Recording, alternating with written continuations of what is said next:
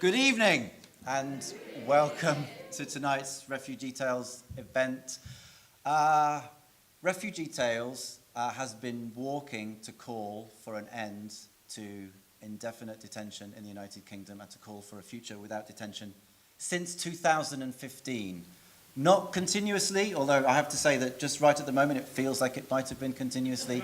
Every year since 2015 we have walked and we have shared the stories of people who have experienced immigration detention in the United Kingdom to call for an end to indefinite detention and to call for a future without detention. During the pandemic, it wasn't possible for us to walk, or at least we could only walk in a curtailed way. So this walk in 2022 has been, amongst other things, a celebration of the project coming back together. For that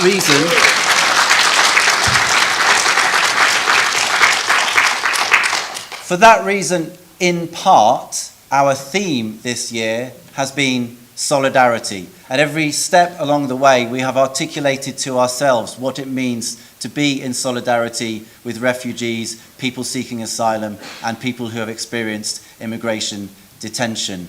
We've explored what it means and we've tried to act in those terms. Solidarity is an increasingly important value for us at the moment as the hostile environment which we are all too familiar with only intensifies as seemingly week by week. So our theme of solidarity has come to seem only more urgent as we've walked. It's our great pleasure this evening to introduce as our host for the evening Ida Ademarian. Ida Ademarian is a writer and a journalist and a great friend of Refugee Tales. During our period of lockdown, Ida hosted one of our online events in 2020. So please join me in welcoming Ida Ademarian to host this evening's event.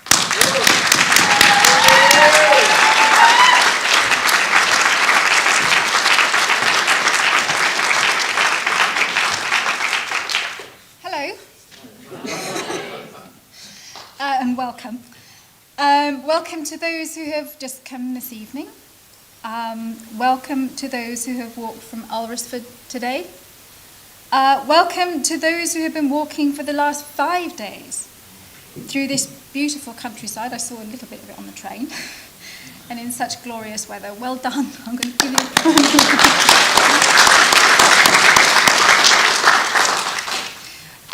Thank you also to our sponsors for this event, the Migration and Movement Signature Research Theme from the University of Kent.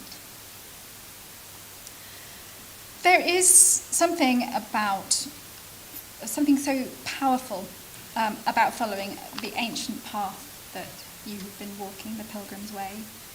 You're walking in the now, carrying your blue flags, saying, here we are, in this place. You're also walking in history, in the footsteps of many people who have walked in exactly the same spot. And hundreds of years ago, and I don't know, maybe, as recently as yesterday. Finally, you're walking for a better future, when this country might treat those who flee to it looking for safety with more compassion. There's also that's a sort of palimpsest, but there's also the palimpsest of imagination, I feel. There are the stories told in the events of the last 5 days and that Refugee Tales has been telling since its beginning. They also echo in their format the Canterbury Tales, so there's that layer of story all the way through. And I guess one of the points about those tales is that there's not one single story. It's all about points of view. That was what Chaucer was doing, at every point of view from every different person, from every different walk of life. When I borrowed this, lots of people borrow it, but my first book is called The Wife's Tale. And partly that was because it was a point of view, about somebody who's not usually heard from, a history from the point of view of a woman.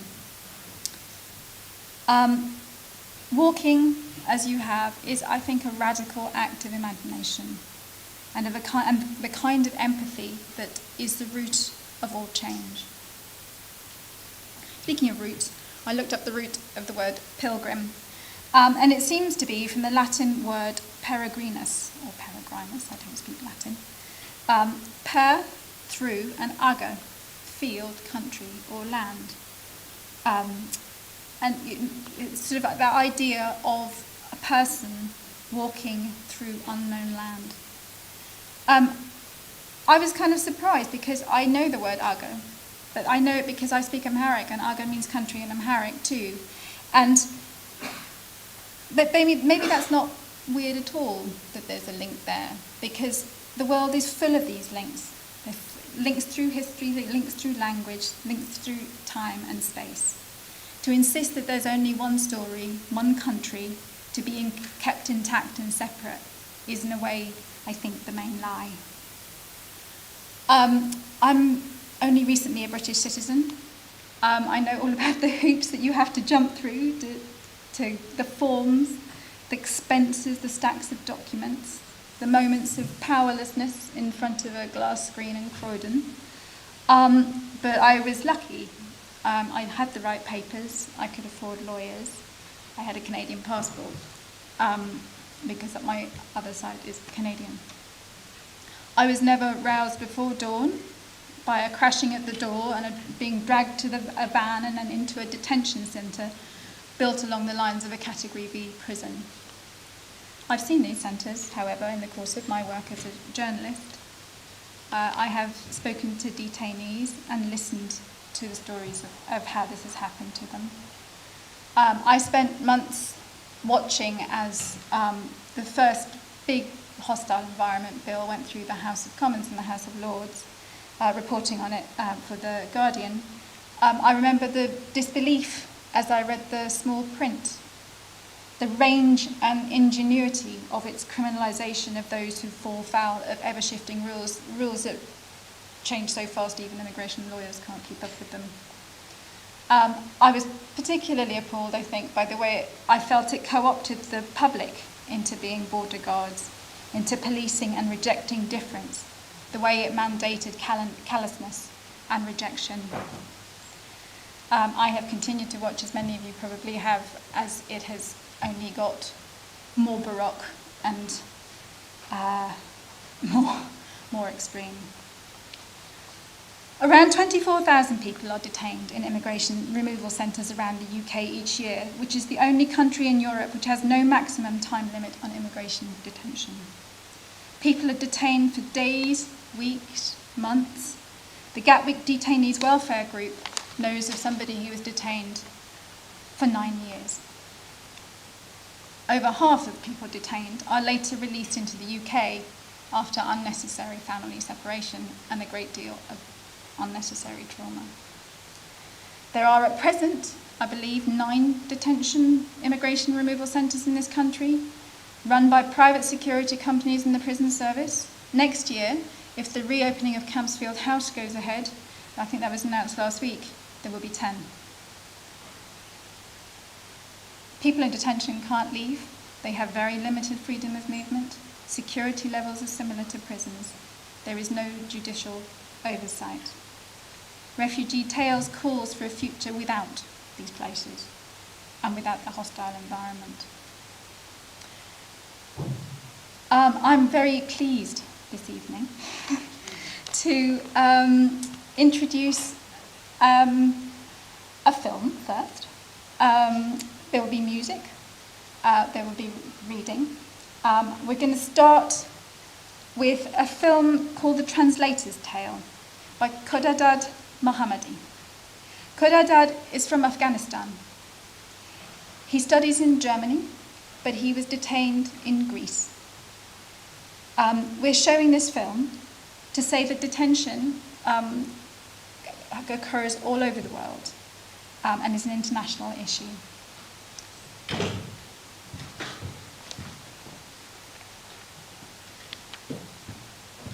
think I need help to press a button.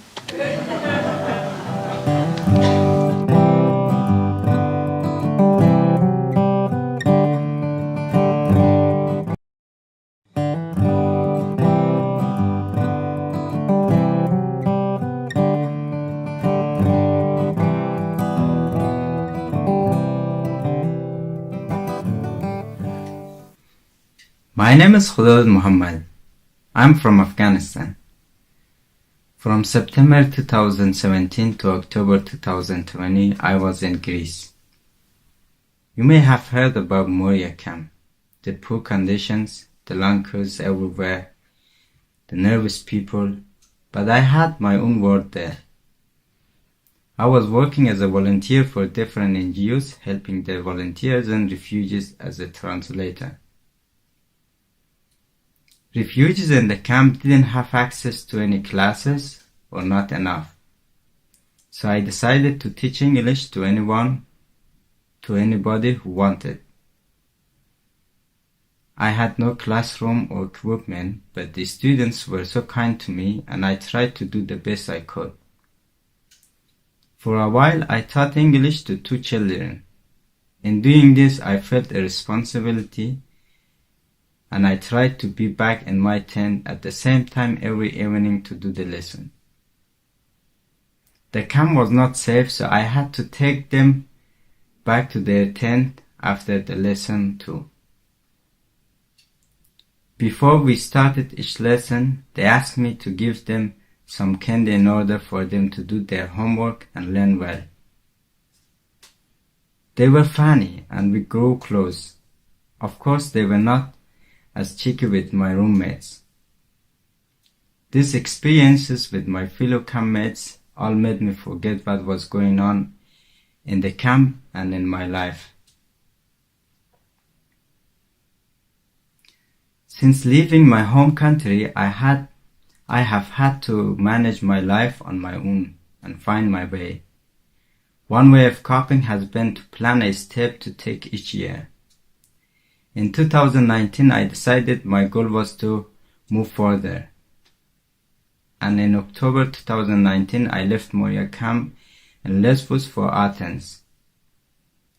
I had already stayed on the island for 2 years. Waiting so long in a place that has a dark history, I was afraid of staying any longer and losing any more time. So I decided to leave Greece, step by step. In January 2020, after being in Athens for some time, I finally found a smuggler to help me leave Greece. It was not a good time for refugees, but of course, this meant good business for smugglers. A rumor had spread everywhere that refugees were getting caught easily,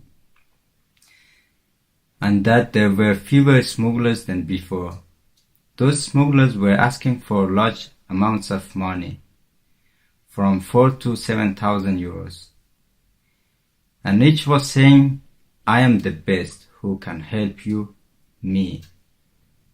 One was saying, "I have a police partner at the airport and he will help you to get on the plane without trouble." But he was asking for 7,000 euros. I decided to leave by ship and got a smuggler's phone number. I talked to the smuggler on the telephone and convinced him that I was not a spy and that I was simply a refugee going to find peace somewhere else. There is a third guy who works between the smuggler and the refugee to open a bank account for both parties. When we arrive at our destination, the money is for the smuggler, not for the refugees.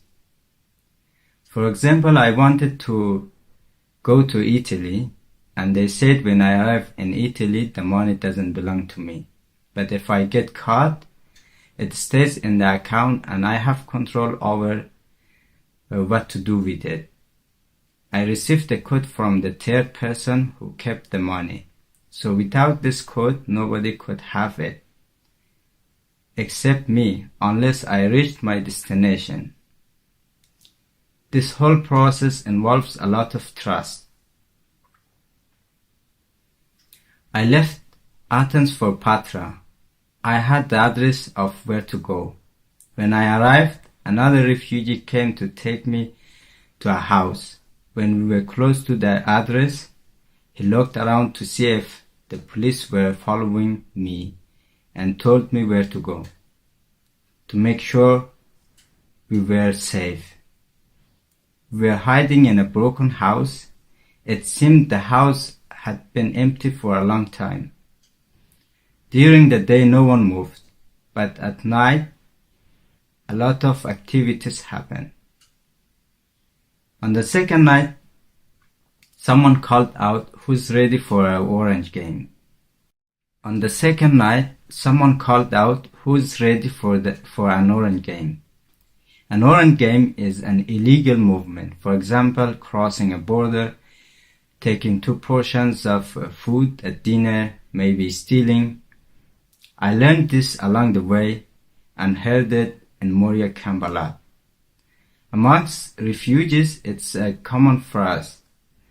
They all know what it means. So I thought it would be funny if we left Greece for Italy in a truck that carries orange. I had heard it before, that people use any kind of vehicle to travel to Italy.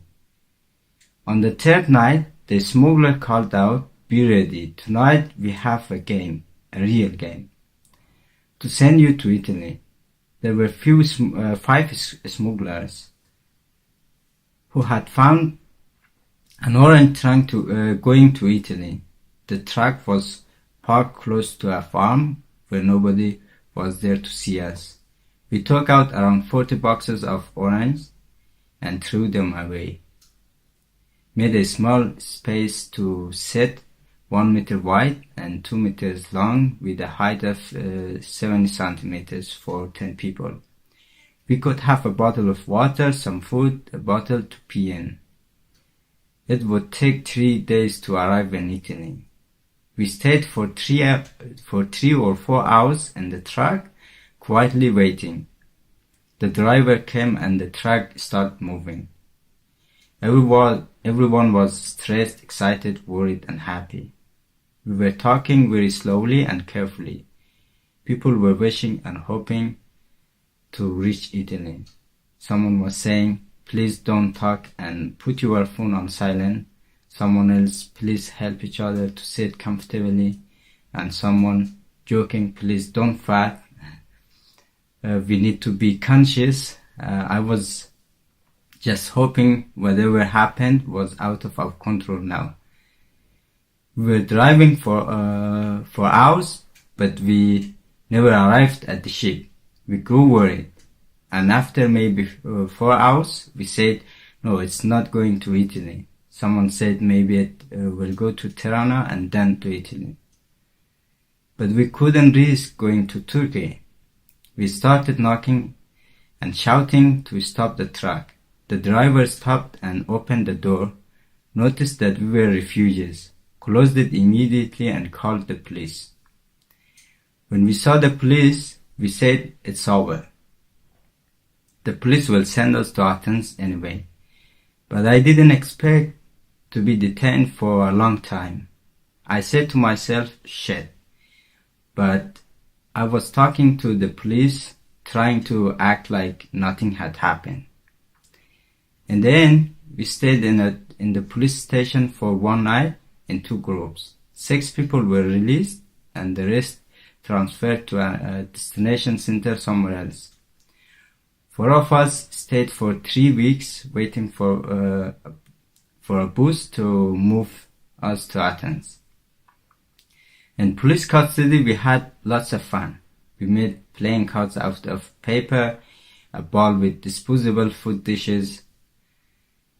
When the day came to leave for Athens, we were moved to a closed camp by the name of Mondelizia.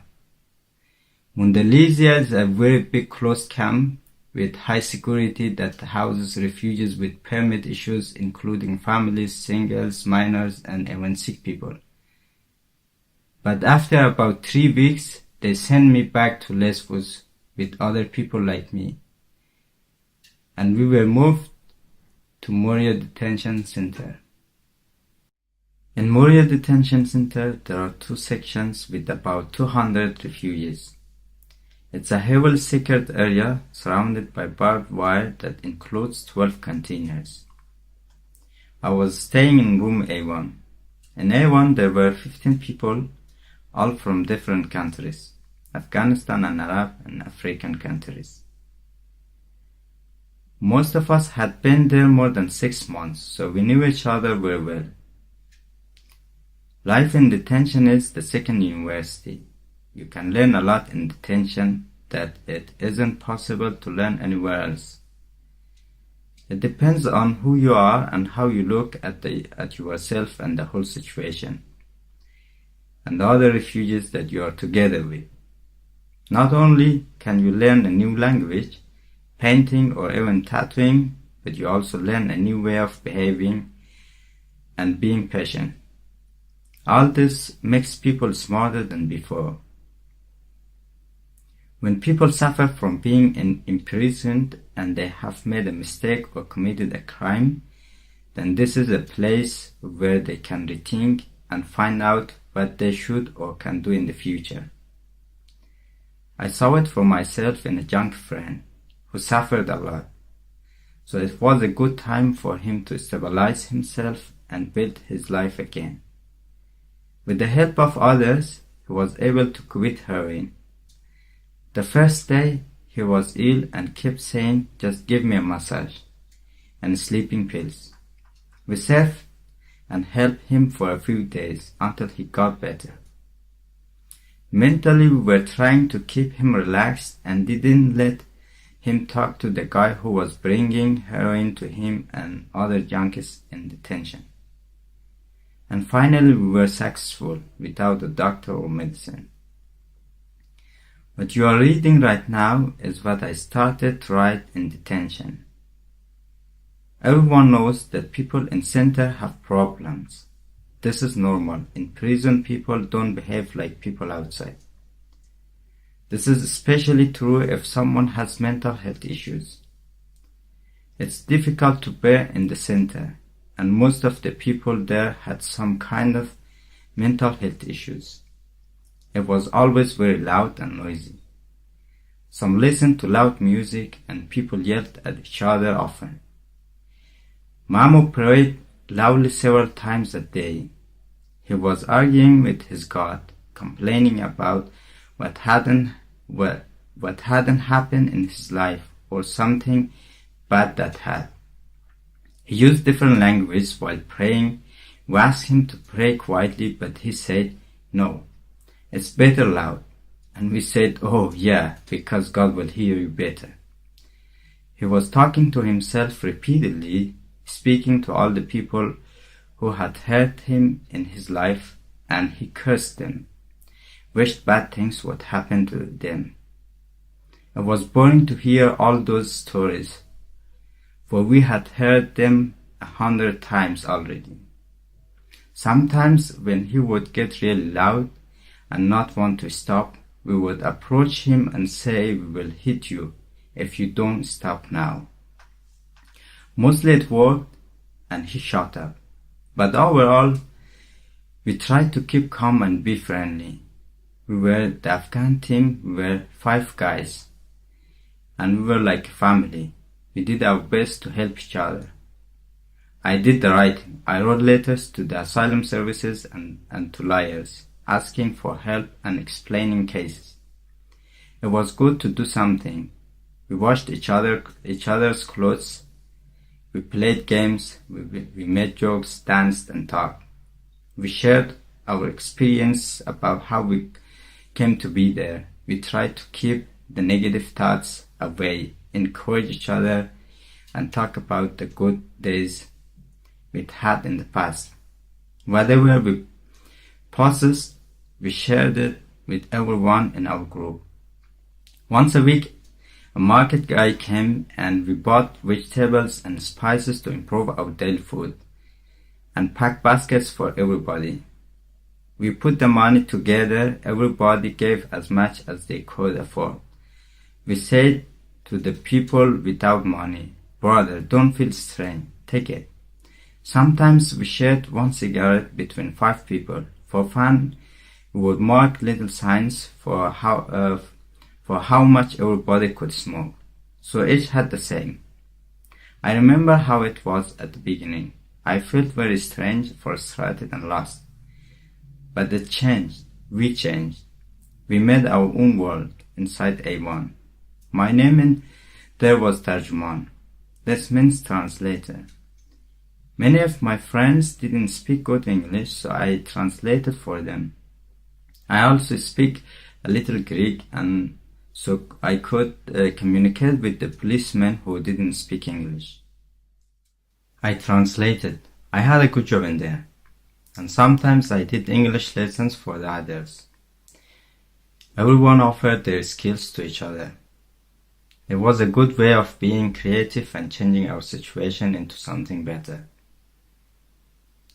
We were aware of what was going on outside. We heard about coronavirus, which was changing the whole world. During lockdown, we were sorry for the big change outside. But we said, so now everyone in the whole world is in prison. It's just that our prison is a bit smaller. Yes, we spend our time like that and talk through the window with people outside. Once we told some guys, hey, do you know there is a ship picking up refugees? It can swim and it can fly.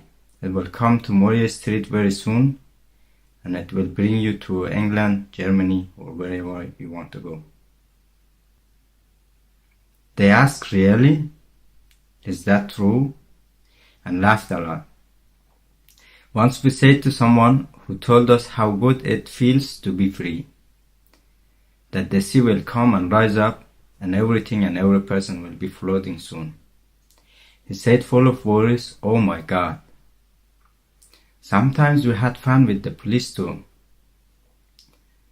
When the electricity ran out, we started a big show in the darkness. People imitated different animal sounds like ma, meow, meow, and many different. And the police shouted, it's not a zoo here, shut up. In the summertime, it was terribly hot outside. Twice a day we were let out of our rooms for 30 minutes in the courtyard. Each time we had a water fight and wet each other to get cool and danced in front of the police. They laughed and it made them happy as well. That's the way our life was. We have the right to be free, to have a normal life, to be happy. If they take this life from us, we have to care for it ourselves, no matter where we are. Strange world. It's been 1 week that I have been free now. 2 days after I left, they locked down the whole camp because of coronavirus. Of course, I didn't know that, but wow, I'm a real lucky man. It was Friday night. At around 11 p.m. we all had our phones and we were busy. I was watching a movie on my bed. A police officer called my name 3 times. I responded, yes, I'm here. He said, prepare yourself. You are free. I said, no way, really? Police said, yes, Malaka. Take your stuff and leave. I was very, very happy. My friends were happy and sad. Everyone hugged me and wished me well. They said, don't forget us. Come to see us and go on helping us. I said, don't worry, I won't forget you. But you will be free very soon too. I'll try my best. I went to visit a friend in Moria camp. I had a look at my old tent, where I stayed for 2 years. I used to call it the White House. My friend's tent is in nearby. He's running a small business in his room, selling cigarettes and different kinds of drinks. After a few minutes of talking, I took a deep breath. My friend said, are you hungry? I said, no. I wasn't hungry, although I hadn't eaten for a long time. He smiled and said, I know how you feel. And he opened a cold Coca-Cola. That was the best moment. It was perfect. It was a moment you normally see in the movie. But now I experienced it. While drinking the cola, I thought to myself, I'm free now. I was very excited. I texted a message to a good friend We have known each other for 3 years, and she had been helping me a lot. She couldn't believe it. I sent a picture to prove it. So she came in her car to take me to her house in Mytilene. I slept very well that night, although it was much hotter than in our canteen. And it was noisy too. But I enjoyed it because I was finally free and sure about the next day. The next day, we had a beautiful breakfast and then everyone planned what they would do. My plan was clear. I had to go swimming. I went swimming with a friend, and there she took a picture of me, and I sent it to all my friends. I had a real nice time at this place. My friend introduced me to the new lockdown rules. She gave me a mask and said the most necessary thing you need in these times. And I was trying to learn how everything has changed. Still, I feel very strange in this time that has changed the world. It's horrible. This sickness is really harming people. Everything has stopped. Communication, learning, meeting, official works, freedom. Especially for refugees. Now it's very difficult. Since being released, I have tried to have some fun and enjoy my freedom, but I still have some problem to solve. Now I'm outside, but my mind is still in detention. My phone is with me all the time. I can use it as long as I want to, without hiding it. Inside, I was using a phone which was smuggled in. It was important that nobody should catch me. If the police were to discover it, they would take it away until the end of our detention and assign some other kind of punishment too. If the police found anything that was not allowed, they took it away. We had to ask for nail clippers from the police, but they didn't give them to us. I was cutting my nails with a sharpener or razor. Even the sharpener was illegal. So outside, I started doing the same. My friend watched me and laughed. He shook his head, saying, No, it can't be good. What you are doing. You really have got some strange new habits. But now you are not detained anymore. So try to forget what you are dealing with. Take my clippers. When I sleep now, I still feel that I have to use earplugs, even if it's not noisy because I'm used to wearing them every night. Now I'm staying with a friend, resting my soul and waiting for the next step, which I believe will be one of the best steps. Since being released, I have been focusing on the next plan. I have been waiting for 3 years in Greece. It's been good, but not enough. I need asylum and access to my future. This could be my last chance to get out of Greece before they deport me. I want to leave Greece as soon as possible. The future. Today, 19th of January 2021, I looked at the pictures of 3 years ago in Greece. The pictures that reminded me of how it was. For a short time, I lived once again in those moments. I could feel what happened. I felt cold, hot, hungry, tired, and happy. I was back there in that long food line again. Now these are only memories, and I am glad to have met great people in these times. Since November 2020, I have been in Germany. It marks the end of part of my life and the beginning of another. One with a big difference and higher quality. Here refugees can go to school, they have their own apartments, healthcare and lots of other support. I am very happy to be here and feel relaxed in my chest. No more lines, no more Moria, no more watching grumpy faces. It seems I crossed many borders and circumstances, hardships and good times to get here. And I am in Germany. Yeah, I'm in Germany sitting in my home and just recording the video, so I would say ciao.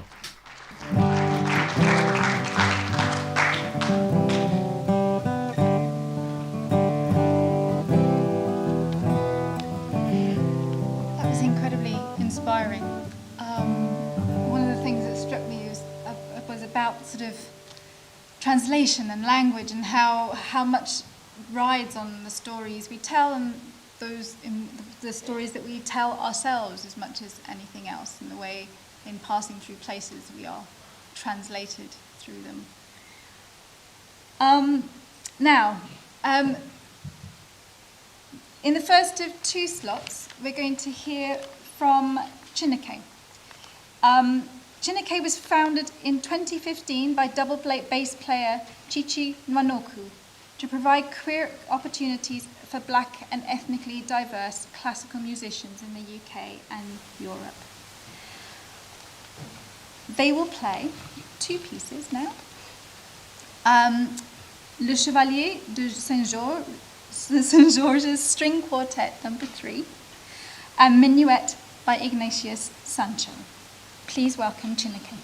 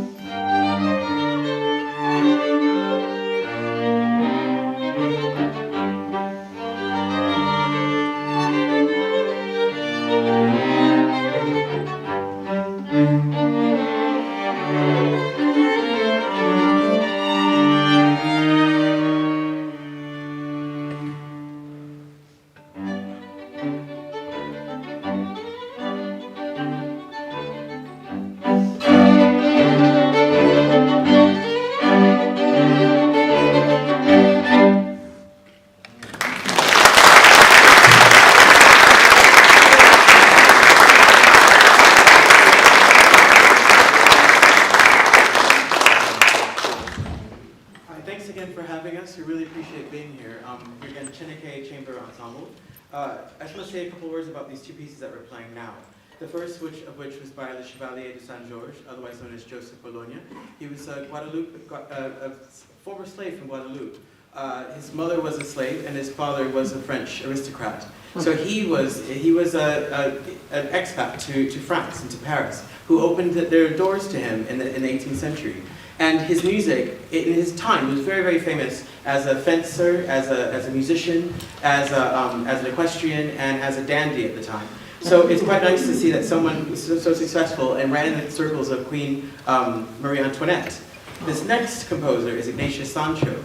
He was born on a slave ship and on the way back to England, and which he was adopted by a white family in London. Near Croydon, actually, and he was the first man in the UK, a black man in the UK, to vote. He's also a leopard man and amateur composer, which you'll see here. He wrote lots and lots of minuets and contradances for parties and for soirees in his own family. So please enjoy the fourth minuet in F by Ignatius Sancho. Thank you.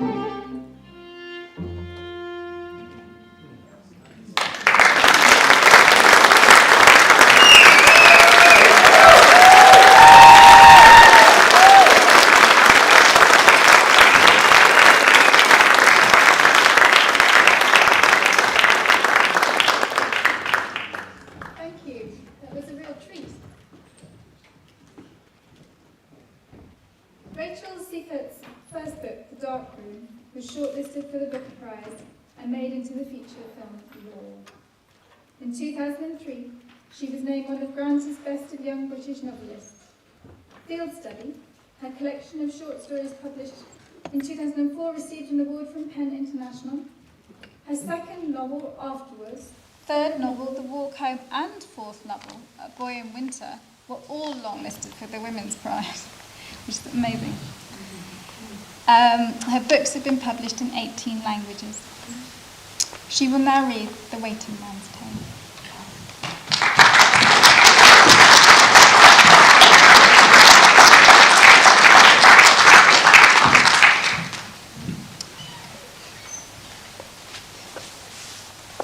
The genesis of A Refugee Tale is that one human tells another human their story, and then that human writes that story down. A refugee tale, therefore, is an act of translation. The human being who told me his story is here tonight, Gordon. I hope that my act of translation is as faithful as possible. It's also an act of solidarity.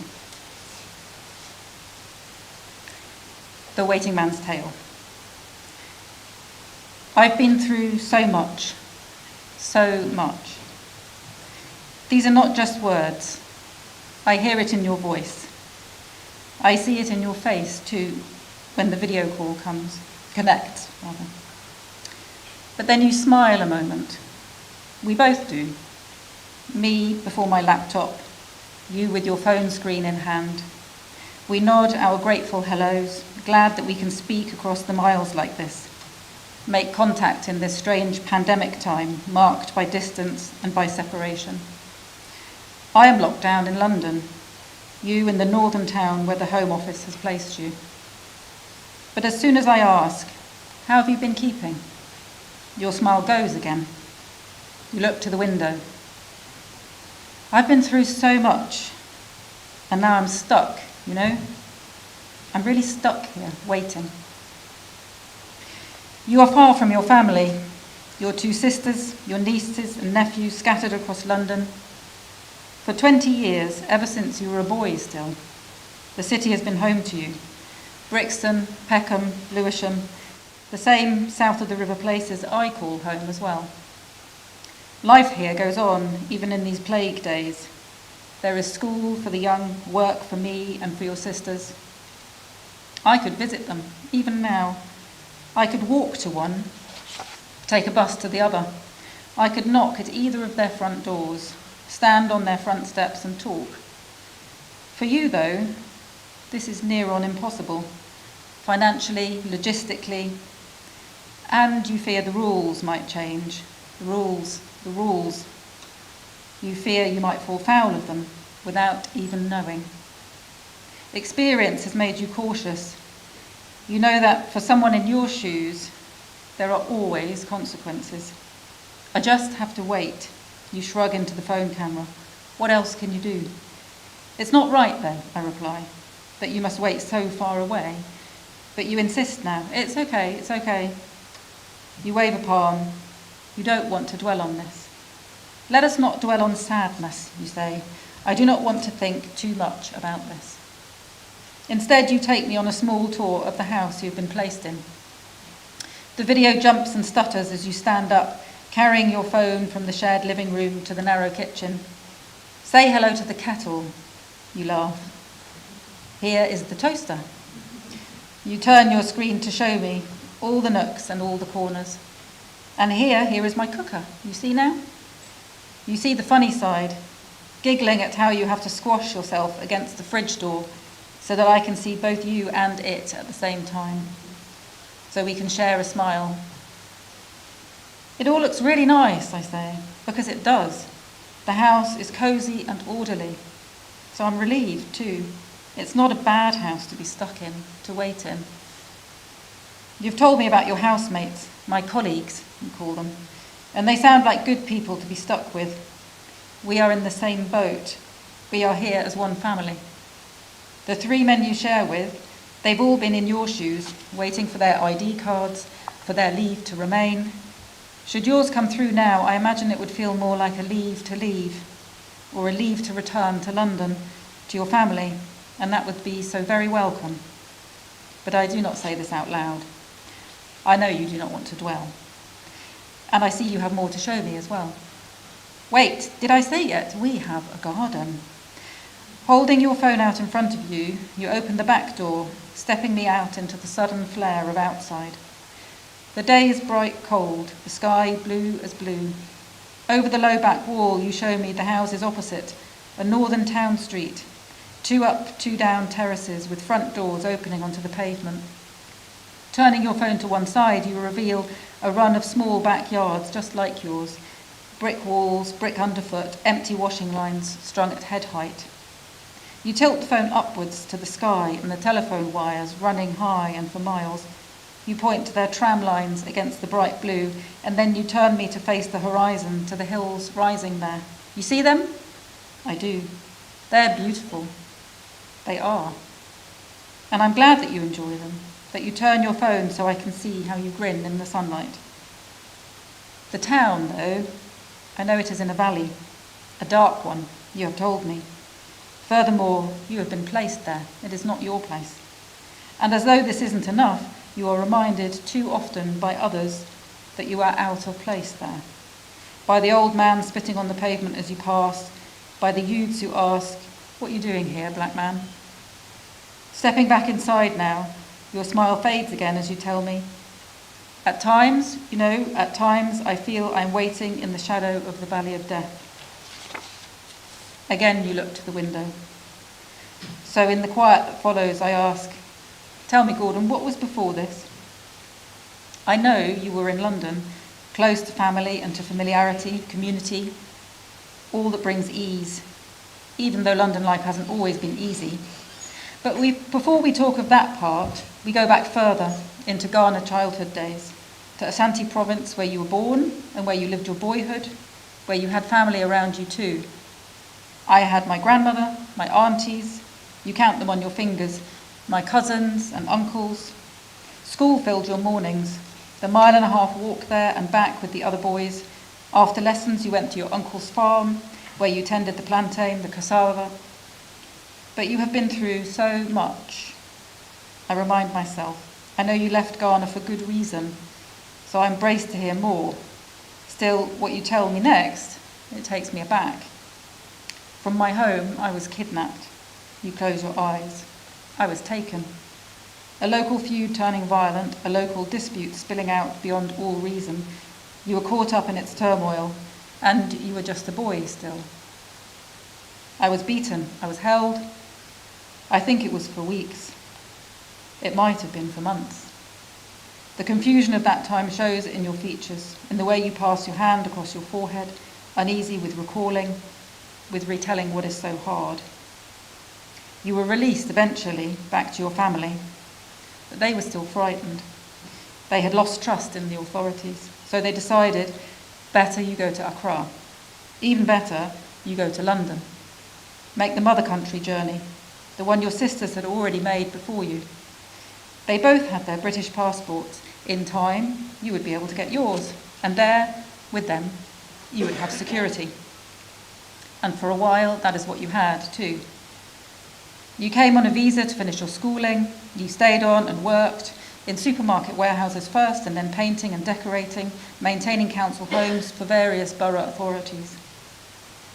Years passed. A life was made here.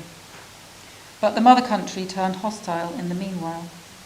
Demands for paperwork started, for documents and for evidence. The rules. The rules. This was the first time you fell foul of them. You were told you had overstayed your visa. You were told you had overstayed your welcome. And now you pause a while in our conversation, looking away from the phone, turning to the window, thinking, frowning. How to say all this? You do not want to make excuses. You know your family should have got your papers in order, that you should have applied earlier for your British passport to become a British citizen. But you do want to explain to me how it is when you find yourself in this situation, young and unwelcome and on the wrong side of the law. It hurts, you say, in a way that turns you. It changes you in ways you would not think possible. If you are not someone who uses drugs, you say, you might end up using drugs. Things you think you would not do, you will end up doing.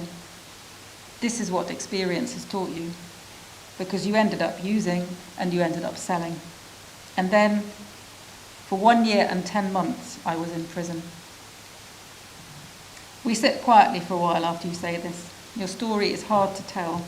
There is so much you have been through, such experiences, the kind that overwhelm, the sort that would mark anyone, even the strongest.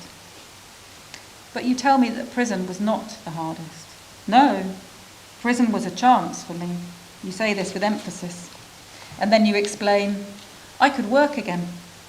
You could think and talk through your experiences. You could help others. I could be active, you know. I felt I could make a change in life. But when you were released this time, eventually, it was not to your family. Stepping out of the prison gates, there was a deportation team waiting. You were taken straight from prison to Home Office detention. This, you see, this is when my waiting started. You tell me of the room without windows that you had to sleep in, the terrible uncertainty, the back and forth with the authorities, the long meetings and telephone calls, exchanges with lawyers who come and go and come and go. Another 1 year and 10 months I served there. Another 1 year and 10 months on top of my sentence. The first one was for a crime, but the second, what had I done? You should never have been kept for so long. Even now, detention haunts you. The thought of being taken back there, that such an order might come for you any moment, in a letter, a phone call. Night is a struggle, I can tell you. You shake your head. I'm scared right now. I'm really scared. Just this morning, a letter came, unexpected, from the Home Office. Not a deportation notice, thanks be, but still, it has set off your anxiety. It's about my benefits. There was an overpayment. It's a demand for money, for documents, neither of which you have, of course. How can you work without papers? How can you have money without work? This is the never-ending cycle you are caught in. This is how your life turns while you are waiting, and you have no lawyer to help you at the moment. What do I say this time? You look at me on your phone screen and then at the paper, passing a hand across your face once more. I told the Home Office already. Take £5 each week from my allowance. I can manage that. £5 from your weekly 39. I'm horrified. Those are cut to the bone calculations. You nod, slow, and then you lift the letter to show me. But here, look. They say I must pay £7. And the way you say this, £7, all the syllables counted out, it has me wondering, is that the difference, perhaps, between eating tomorrow or not? This is what waiting is, and this is what waiting does. For a while we talk about lawyers and about next steps, about sorting out this letter mess. Most likely, it's been spat out by a Home Office computer, issued according to a preordained schedule, a standard demand for all those whose benefits have been miscalculated. It will have been nothing to do with your leave to remain decision, but still, it leaves you to explain what should not need explaining, and it leaves you feeling precarious. I am scared right now. I am really scared. A moment later, though, you breathe in, you breathe out, and you calm yourself. And when you speak again, your voice is stronger. I have to live in the day-to-day. This is what you have learned is best. I find some small things to be glad of each morning. Even just some small thing, it can help me. You look around yourself to find me an example. So, this evening, maybe I will cook a piece of chicken. You give a little laugh, a little wry, and you look to the window. Again you look to the window, but you do not let your smile fade this time. Instead, you hold up a mug that has been sitting next to you as we talk. See? You see this? I will make a cuppa. I think now I will make myself a hot chocolate. We end our call on that note, not dwelling on sadness, but finding ways to look forward, even if they have to be small ones at the moment. But I want to pass this on now, all that you have said to me, how hard the wait is, for so much you have been through, and what it takes to live each day as you do. Night is a struggle, I have to tell you. But each time morning comes, it's pathetic. Each time morning comes, I am glad again, and I am waiting.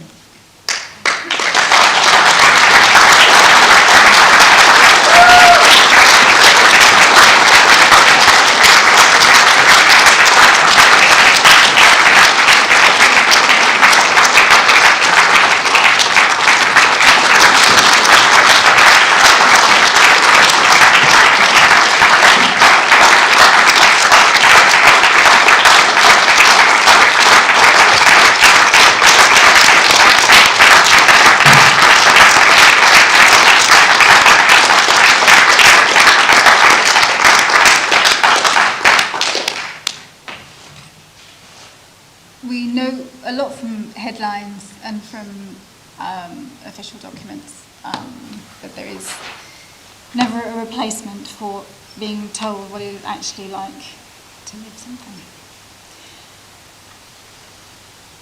Thank you both.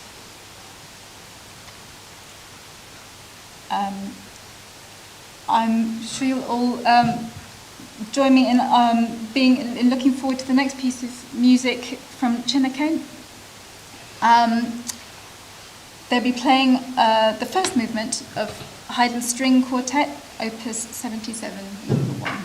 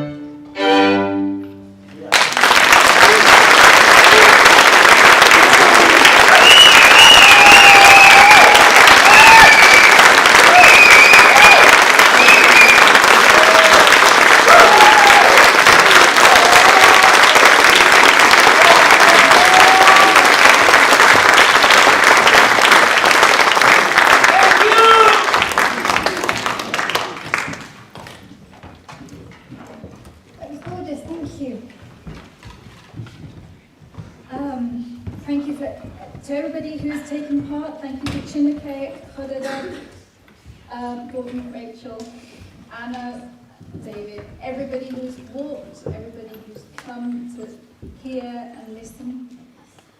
If you've been moved by this event, and what you have learned and felt on your walks, you may like to buy copies of Refugee Tales, which I think are available.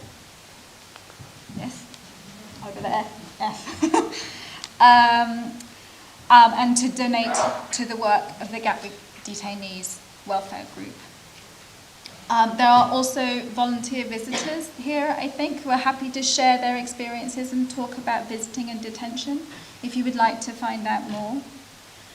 Thank you all for coming.